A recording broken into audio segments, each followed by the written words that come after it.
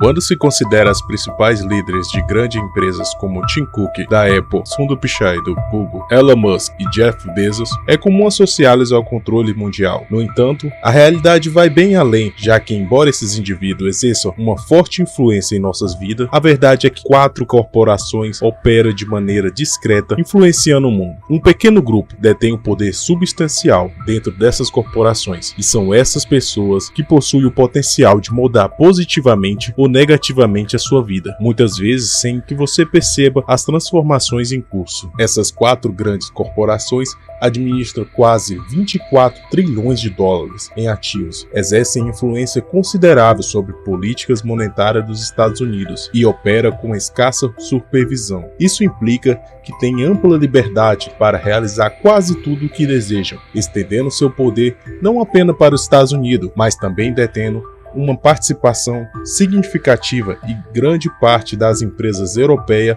listadas na Bolsa de Valores dos Estados Unidos. Agora você pode pensar que isso é um exagero, como 4 empresas podem controlar tanta riqueza, mas é verdade, quando a informação está disponível, basta procurá-la. Das maiores lojas de varejo, como Walmart e Home Depot, para empresas de transporte, como a GMC, e empresas farmacêuticas, como a Boeing, como Mark Pfizer, Johnson & Johnson, e empresas de mídia, como a Disney, News Corp, NBC, CBS, Times e AT&T. Influencia o sistema bancário, pois estão envolvidos em todas as decisões tomadas nos maiores instituições financeiras, como Bank of America, JP Morgan, Goldman e Citigroup nos Estados Unidos. Os membros do Conselho do Banco Central do país incluem representantes dessas 4 empresas de investimento. Instituições financeiras globais, como o Fundo Monetário Internacional e o Banco Mundial, sofrem uma forte influência dessas empresas. Explicar adequadamente todos esses detalhes em vídeo pode ser uma tarefa difícil e desafiadora, já que se trata de um sistema extremamente complexo e com várias camadas de empresas envolvidas. Convido, se você não conhece o canal, se inscrever e deixar o seu like para não perder os próximos vídeos. Então vamos tentar resumir como essas grandes empresas trabalham. A maior dessas 4 empresas se chama BlackRock, provavelmente você já ouviu falar. BlackRock foi fundada em 1988 por Larry Fink. Como as outras 3 empresas, a BlackRock é fiduciária, o que significa que uma pessoa depositou sua confiança nela para gerir melhor seus interesses financeiros. Faz isso o seu principal meio da coleta de ativos, por fundos e mútuos para investir em ações, títulos e outros títulos, como imóveis. Atualmente, a BlackRock possui 70 escritórios distribuídos por 30 países e detém ativos no valores de incríveis 10 trilhões de dólares. A empresa está avaliada em 20 trilhões, representando cerca de metade do produto interno bruto, o PIB, dos Estados Unidos. As outras 3 empresas, Vanguard, State Street, Fidelity Invest, oferecem serviços semelhantes. A Vanguard, por exemplo, administra cerca de 7,6 trilhões de dólares em ativos e é reconhecida como a maior gestora de investimentos do mundo. No final de 2022, havia 203 fundos mútuos dos Estados Unidos e 227 fundos internacionais que estavam disponíveis para atender aos 50 milhões de investidores. John Bogle, o fundador da Vanguard, desempenhou um papel fundamental na criação do fundo de investimento de índice em 1976, que hoje é conhecido como Vanguard 500 Index Fund. Diferentemente dos fundos mútuos gerenciados ativamente, um fundo índice é uma categoria de fundo mútuo que opera de forma passiva, seguindo um índice específico. Assim, quando Bogle concebeu este fundo de índice, desenvolveu uma abordagem para acompanhar o retorno do mercado e investimentos com base nisso. A Street atualmente pertence à Vanguard e é o segundo banco mais antigo dos Estados Unidos, em funcionamento contínuo. Seu antecessor, o Union Bank, foi estabelecido em 1792. A State Street administra cerca de 3,9 trilhões de dólares em ativos de investimento e, juntamente com a Vanguard e a BlackRock, é um dos 3 principais gestores de fundos de índice, que tem influência significativa sobre o cenário corporativo americano. Por outro lado, a Fidelity gerencia cerca de 4,3 trilhões de dólares em ativos. Foi fundada por Edward Johnson II em 1946 e pertence a uma empresa familiar desde então. A Fidelity foi a primeira grande empresa financeira dos Estados Unidos a disponibilizar um fundo mútuo para todos, inicialmente vendendo porta a porta por correio, abrindo espaço espaço para ideias de investimento que antes era acessível somente a indivíduos da alta renda. Agora talvez você está se indagando sobre o que está intrinsecamente errado com essas empresas. Todas elas pertencem a seres inovadores na indústria, realizando feitos notáveis para manter sua presença no mercado por um longo tempo. No entanto, embora isso seja completamente verdadeiro, constitui apenas metade da narrativa. E para descobrir a outra metade, é crucial compreender o que realmente são essas empresas. Elas se proclamam que ajudam pessoas comuns a investir seu dinheiro, independentemente de ser um multimilionário ou um trabalhador por horas que deseja estabelecer um pequeno fundo de investimento para sua família. Cada uma dessas empresas afirma desempenhar esse papel. Eles ajudaram a democratizar o investimento e muitas vezes investir com eles podem parecer uma boa ideia, especialmente nos últimos tempos, porque o mundo de hoje não estamos apenas preocupados em ganhar dinheiro, estamos preocupados em ganhar dinheiro e ajudar ao avanço da sociedade. E aí entra os investimentos ESG. E você deve estar se perguntando, o que é ESG? ESG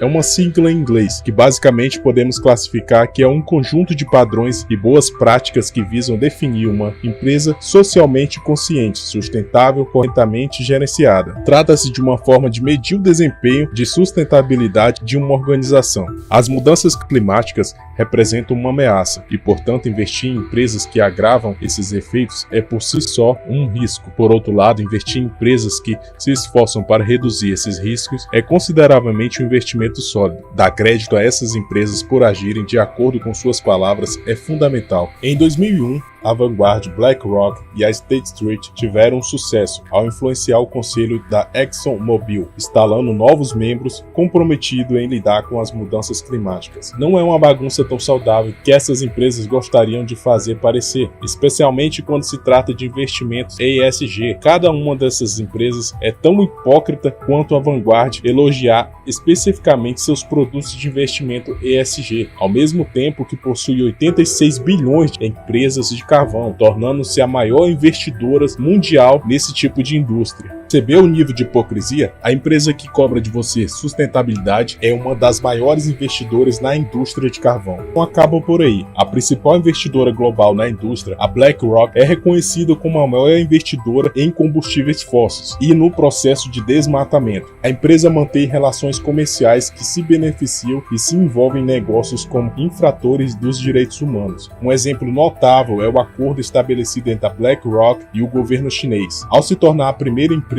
a ter acesso amplo ao mercado de fundos mútuos na China, seguida pela Fidelity, levantando o ceticismo entre muitos, se questionando o que poderia ter prometido ao presidente Xi Jinping. Com esses acordos, essas duas empresas irão investir cada vez mais dinheiro nas empresas chinesas, que são controladas principalmente pelo governo chinês, um adversário crescente das democracias ocidentais, e se torna ainda mais controverso quando vemos que todas essas empresas tinham ativos investidos em empresas russas. Assim que eclodiu a guerra na Ucrânia, essas 4 empresas congelaram ou retiraram totalmente seus investimentos, com medo da opinião pública. No geral, é questionável se esses ativos permanecerão ou não fora da Rússia no longo prazo. Independentemente de anos e anos de investimento dessas 4 empresas, sem dúvida ajudaram a financiar a invasão da Ucrânia.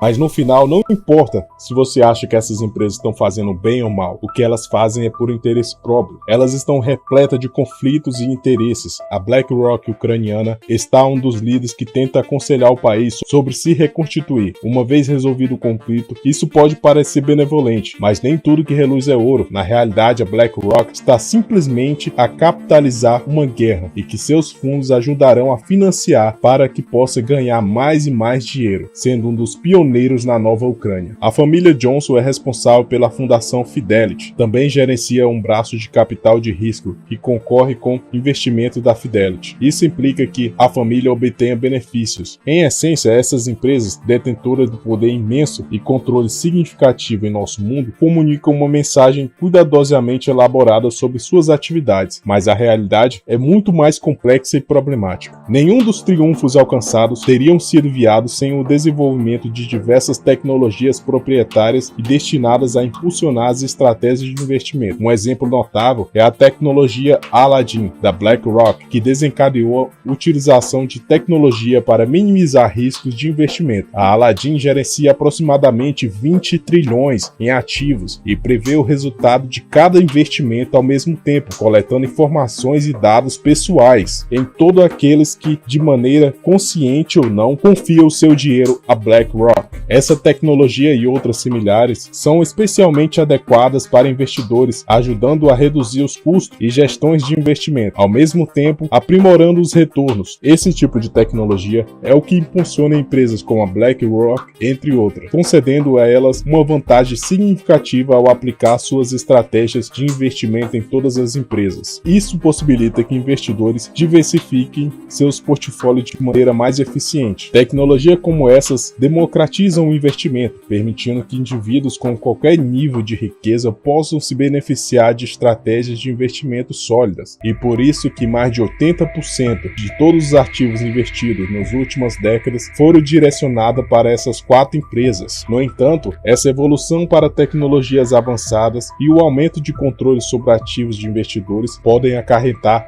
risco de concentrações acionárias. Se a BlackRock, a Vanguard, a Fidelity e a State Street continuarem expandindo a sua influência sobre as maiores empresas, existe a possibilidade de concentração excessiva de poder, o que poderia apresentar riscos consideráveis. Em todas as competições da indústria apenas vão diminuir. Eles estarão competindo entre si mesmos, o que não é competir de forma alguma.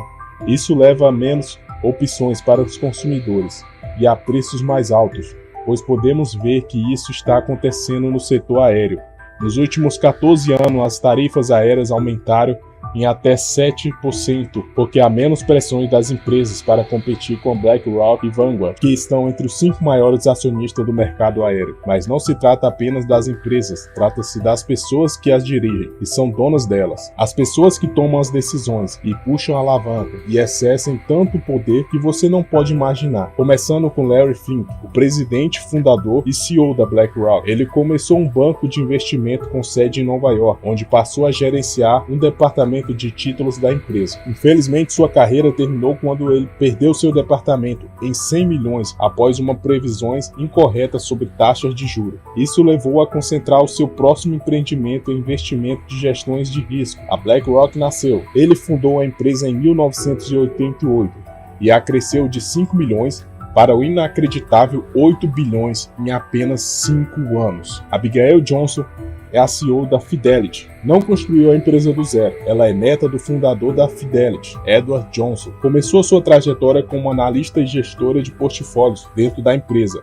antes de ser promovida a presidente da divisão de gestões de ativos da Fidelity nos primeiros anos do novo milênio. Destituiu seu pai do cargo de CEO devido a divergências sobre as direções da empresa. No entanto, não demorou muito para que seu momento chegasse. Em 2014 foi nomeada CEO.